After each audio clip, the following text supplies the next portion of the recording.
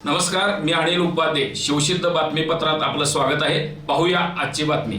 सिद्धोबा डोंगर परिसरातील अनेक गावातील शेती पाण्यापासून वंचित असून जलयुक्त शिवार ही योजना प्रभावीपणे राबवण्यासाठी शासनाबरोबरच लोकसहभागी महत्वाचा असून शासनाचा निधी वाढवण्याबरोबरच अटी शिथिल करण्यासाठी शासन दरबारी प्रयत्न करणार असल्याचे मत माजी आमदार तथा छत्रपती राजाराम सहकारी साखर कारखान्याचे चेअरमन अमल महाडिक यांनी व्यक्त केले.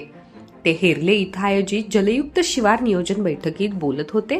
याबाबत अधिक माहिती अशी की हातकणंगले तालुक्यातील हेरलेसह मौजे, वडगाव, तासगाव, हालोंडी, माले, मुडशिंगी, चोकाक, अतिग्रे, मजले, आळते, लक्ष्मीवाडी, बिरदेववाडी, कापूरवाडी, मिंचे या सिद्धेश्वर डोंगरालगतच्या गावातील तसेच कासारवाडी टोप येथील हजारो एकर शेतजमीन जिरायत आहे. या ठिकाणींची शेती बागायत करण्यासाठी पंचगंगा नदी अथवा वारणा नदीतून कोसो मैल दूरवरून पाईपलाईनने पाणी आणावे लागते. याचा अर्थ आवाक्याबाहेर आहे. ते छोट्या शेतकऱ्यांना अशक्य आहे याची दखल घेऊन या ठिकाणी जलयुक्त शिवार योजना राबवण्यासंदर्भात माजी आमदार तथा छत्रपती राजाराम सहकारी साखर कारखान्याचे चेअरमन अमल महाडिक यांनी या सर्व गावातील सरपंच, उपसरपंच, ग्रामपंचायत सदस्य, सेवा संस्थांचे पदाधिकारी आणि ग्रामस्थांची हेरले इथं बैठक बोलावली होती. यावेळी बोलताना अमल महाडिक म्हणाले, महाराष्ट्राचे उपमुख्यमंत्री देवेंद्र फडणवीस यांच्या संकल्पनेतील महत्वाकांक्षी योजना जलयुक्त शिवार प्रभावीपणे राबवण्यासाठी राज्य सरकारच्या मदतीसह लोकसहभाग महत्वाचा आहे.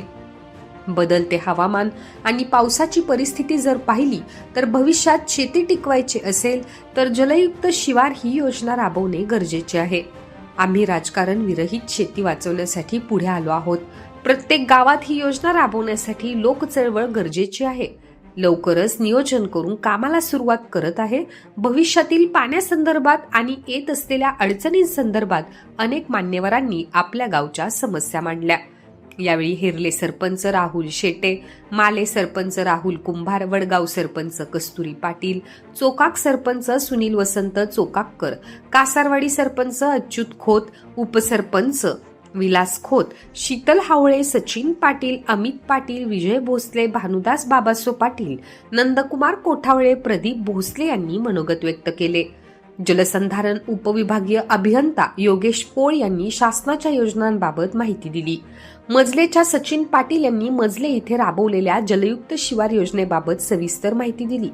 यावेळी श्रीकांत पाटील, सुधीर परमाज, विशाल परमाज, संतोष रुईकर, उपसरपंच बक्तियार जमादार, मुडशिंगी सरपंच गजानन जाधव, सुनील खारे पाटणे, स्वप्नील चौगुले, मनोहर पाटील, नितीन पाटील, लक्ष्मण निंबाळकर, कपिल भोसले, प्रताप पाटील, सयाजी गायकवाड, बंडू चौगुले, सौरभ भोसले, दीपाली तराळ, लक्ष्मीवाडी सरपंच सतीश ढोल, अविनाश खोत, कृष्णा झलक, मनोहर पुरंदर पाटील, प्रवीण माळी, नंदकुमार भोपळे, उत्तम पाटील, तासगाव सरपंच चंद्रकांत गुरव, तानाजी पाटील, शिवाजी आकाराम पाटील, मजले सरपंच मधुमती किरण पाटील, उपसरपंच बाबासो रेडेकर, बाळासो गायकवाड, मीनाक्षी कुंभोजे, अरुणा कोठावळे, बबलू देसाई, सुनील काटकर, प्रकाश पाटील, विश्वास पाटील, कृष्णा पाटील, अशोक नाईक, गजानन नाईक, विलास नाईक, संजय शिंदे यांच्यासह विविध गावचे सरपंच, उपसरपंच, ग्रामपंचायत सदस्य, सेवा संस्थांचे पदाधिकारी, तंटामुक्त अध्यक्ष आणि ग्रामस्थ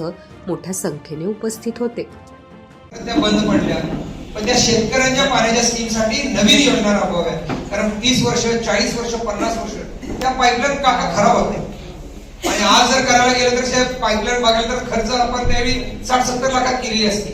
पण आज 20-30-40 वर्षानंतर आपण पाण्याची स्कीम करायची म्हटली तर ती जवळजवळ तिला आता 600 कोटी रुपये म्हणजे तेवढ्या पटीने खर्च वाढलाय.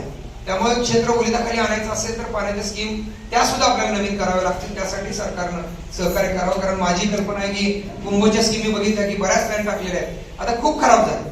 हातकणंगलेच्या इथं पलीकडचा जर भाग बघायला आळते तुमच्याकडचा पलीकडचा क्षेत्र बघायला गेलं तर त्याही पाईपलाईन सगळ्या लिखित झालेल्या आहेत. त्यालाही लाईफ आहे. त्यामुळे त्यालाही शासनानं अनुदान द्यावं, त्यालाही म्हणजे मदत करावी अशी आज या आपल्या सगळ्यांच्या वतीने त्याचाही पाठपुरावा मी करणार आहे. त्यासाठी तुमची मला सगळ्यांची मदत पाहिजे. ज्या ज्या ठिकाणी पाणीपुरवठा स्कीम आहे त्या सगळ्या पुनर्जीवित करण्यासाठी आपण शासनाकडे दाद मागूया, त्यांच्याकडे विनंती करूया, अशी आपण मी इच्छा व्यक्त करतो. मापदंडाच्या बाबतीमध्ये आपण तुम्ही सांगितलं की रोजगार हमीच्या बाबतीमध्ये आता गाळ उपसा करण्याच्या संदर्भात ऑलरेडी त्याच्यामध्ये कामकाज आहे. पण अशा ज्या योजना आहेत त्या आपण सगळ्यांनी तुम्ही आम्ही मिळून अभ्यास केला तर निश्चितपणे सरकार सगळं देते. जिथं कमी पडेल तिथं आम्ही आहे. त्यामुळे तुम्ही कामाची सुरुवात करा, पण त्याचा फायदा लोकांना व्हायला पाहिजे, शेतकऱ्याला झाला पाहिजे, पिढ्यांसाठी व्हायला पाहिजे, हे आपण सगळ्यांना डोक्यात ठेवावं. जी तलावाती मापदंडाचा विषय आपण सांगितलं होत नाही. नक्कीच येणाऱ्या 19 ते 20 तारखेला मी आदरणीय देवेंद्र फडणवीस साहेबांना भेटणार आहे. एकनाथ शिंदे साहेबांनी मुख्यमंत्री महोदयांनाही भेटणार. हा विषय मी त्यांच्यासमोर मांडतो. आपण मला त्याची टिप्पणी द्यावी आणि याचा पाठपुरावा करून घेतो. आणि ज्यावेळी वाटतंय की साहेब ह्यात बसत नाही, पण कोण 200 व्यक्ती आहेत की तो खर्च बाबा आमचा एवढा होतोय तर आम्हाला एवढे पैसे लागतात, असं जरी सांगितलं एक तलाव आपण तसं आपण आपल्या सगळ्यांच्या वतीनं पूर्ण करण्याचा प्रयत्न करू. लोकसहभाग आणि लोकांची साथ म्हणजे सहभाग म्हणजे कामासाठी आणि साथ म्हणजे आपल्याला इतर बाबतीत मदत करण्यासाठी. कोण डिझेल देईल, कोण पैसे देईल, कोण मशीन देईल, यासाठी आपण सगळ्यांनी प्रयत्न करावे. मी माझ्या परीनं मी अंमल माडित म्हणून मी तुमच्या या साथीला मी सलाम करतो. तुम्हाला बरोबर घेऊन जाऊ. त्या 14 गावं नाहीत पण अजून 5-7 गावं वाटत आहेत. बऱ्याच लोकांनी मनपाटीवाल्यांनी पण मला कल्पना दिली की आम्ही आमचं गाव का घेतलेलं नाही, तुम्ही आम्हालाही खूप त्रास होतोय. आंबवाडी गाव आहे की जे बाजूला राहिलेले आहेत त्या पद्धतीनं आहे. अशी बरीच गावांचे मला फोन येतात पण मी त्यांना काही अजून सांगितलेलं नाही. पण राज्य सरकारने आता कोल्हापूर जिल्ह्याच्या मध्ये 3-3.5 कोटी रुपये आपल्याला आहेत. आपल्या विभागाच्या माध्यमातून आम्हालाही काहीतरी मदत लागेल. ही मागणी आम्ही येणाऱ्या ह्याच्यामध्ये घेतोय, डीबीडीसी मध्ये मागणी करतोय.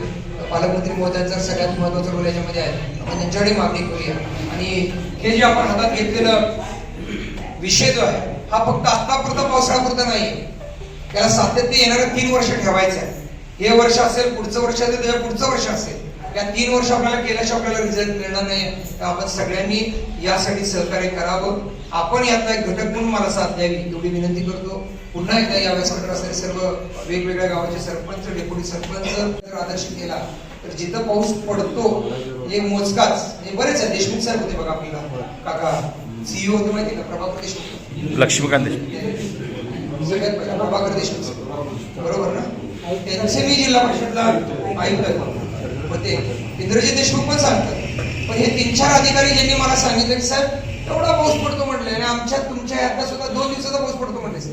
आम्ही त्या 2 दिवसामध्ये आम्ही हरित क्रांती केली. पण आज कोल्हापूर जिल्ह्यामध्ये माझ्या समोरचे प्रश्न आहेत की कमी क्षेत्रामध्ये जास्त उत्पन्न आणणं. आज बघायला गेलं तर थोडंसं इथे सगळे शेतकरी आहेत, सगळे विविध संस्थांचे पदाधिकारी आहेत. त्यातनंही मी तुम्हाला आवाहन करतो की आपण सामुदायिक शेती करणं सुद्धा आज काळाची गरज आहे. आज टोळीवाले फसवायला लागलेले आहेत. उद्या यंत्रणा येणार नाहीये आणि आपल्याला यंत्रणेद्वारेच ऊस तोडावा लागणार. त्यामुळे 20-20 एकरचे प्लॉट सगळ्या शेतकऱ्यांनी एकसारख्या लावणी करणं, एकसारखं पुढवं निडवं त्यांचं येणं, त्याला पाणी व्यवस्थित पाजणं, ह्या सगळ्या भूमिका आपल्या सगळ्या शेतकऱ्यांना हे करावं लागणार आहे. नाहीतर शेती आपल्या जिल्ह्यातली संपून जाईल. त्यामुळे सामूहिक शेतीचा विचार सुद्धा तुम्ही करावा. कृषी विभाग याच्यामध्ये आपण इन्व्हॉल्व करतोय. जलसंपदा विभाग आहे, वेगवेगळे फाउंडेशन पण आपल्या बरोबर येणार आहे. त्यांचं आपण त्या ठिकाणी स्वागत करूया. आपली ही आज सुरुवात केली आहे नक्कीच यशस्वी होणार आहे. आणि आपण सगळ्यांनी साथ दिल्याबद्दल, इथं आल्याबद्दल पुन्हा एकदा मी माझ्या वतीनं माझ्यावर असणारे सर्व सरकारी अधिकारी, माझ्यावर असणारे सर्व सहकारी एनजीओ यांच्या माध्यमातून मनापासून धन्यवाद मानतो. आणि आपण वेळ मला सांगा त्या दिवशी त्या गावामध्ये बैठक घेऊ. आणि वेळ अशी आणि ती वेळ असं पाहिजे की 8 दिवस जाऊ दे, 10 दिवस जाऊ दे, पण त्याच्यामध्ये साहेब आम्हाला ही कामं अपेक्षित आहे. आणि या कामाने आम्हाला हा फायदा होणार तुमचा विचार. त्यानंतर आमचे सर्वे करतील लोक आणि त्यानंतर आम्ही ठरवू की बाबा ह्या नाही बाबा या 2 कामांपैकी 5 कामं दिली की 3 कामं करू. आणि हा आपण पहिला टप्पा करू, दुसऱ्या टप्प्यात हे करू. असे वेगवेगळे विषय आपण घेऊन याच्यातून सुरुवात करूया असं वाटतं. त्यामुळे 1-2 मिनिटांमध्ये जर तुम्ही सांगितलं. पण माझी एक विनंती आहे की आज आपण इथे गेल्यानंतर प्रत्येक गावात तुम्ही सगळे प्रमुख आहात. आज ग्रामपंचायतच्या ठरावामध्ये सुद्धा हे विषय तुम्ही आणि त्याची मागणी करावी. बऱ्याच गावांनी मी सूचना दिली, त्या पद्धतीने ठराव केलेले आहेत. जे कुठले ठराव राहिले असेल तर तुम्ही ठराव देऊन आपल्याकडे मागणी करावी आणि याचा फायदा घेऊन तरुणांना रोजगार, शेतकऱ्याला उभं करणं आणि एक नवीन आदर्श कोल्हापूर जिल्ह्यामध्ये हातकणंगले तालुक्याने जे घेतलं दाखवलाय तो एक. अभिमन्यू पवार म्हणून माझे एक आमदार मित्र आहेत.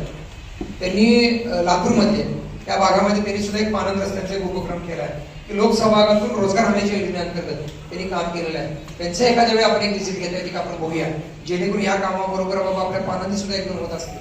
त्याचा आपण त्याचा लाभ काय मिळतो काय विचार आपण करूया असं मला वाटतंय. पुन्हा इथं आपण सगळ्यांबद्दल मनापासून धन्यवाद मानतो. मला साथ द्या अशी विनंती करतो आणि आपण